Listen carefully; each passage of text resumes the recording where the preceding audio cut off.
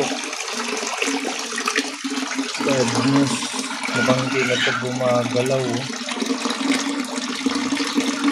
Namatay na nga. Hindi na siya naganit.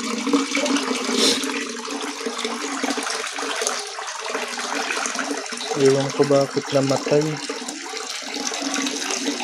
Ang laki pa naman sana ng female na to. Australian Claw. ARC.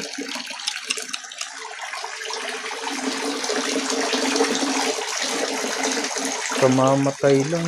Paano kaya ito ma-survive? Kagabi. Dapat pala. Nilipat ko na talaga siya kagabi. Ay. Gising. Hindi kaya ito sa molding.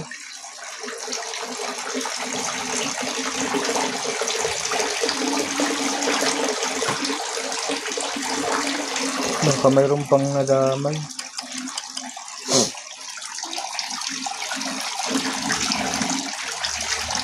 Tingin ko lang. Buhay pa.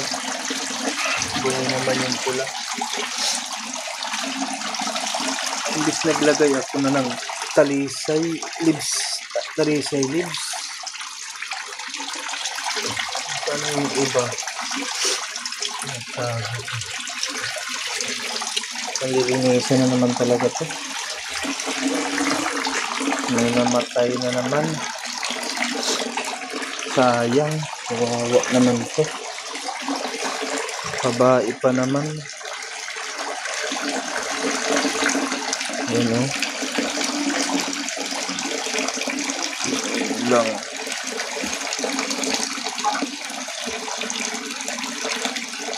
Inches ko mahigit. Namatay. Dapat pala kagabi inilipat na. Ha? Ewan ko kung paano ito malaman ng buntis.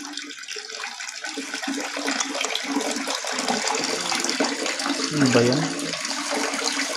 Tapos minukbang nila yung dahon ng ano oh. Kangkong. Kunti na lang yung dahon ng kangkong. Napakain mo ba to kagabi, May?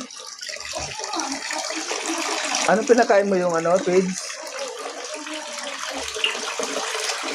Baka yung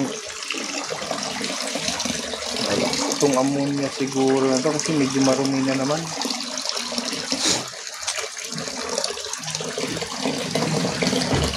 Wawa, sorry. Hindi nagtagal.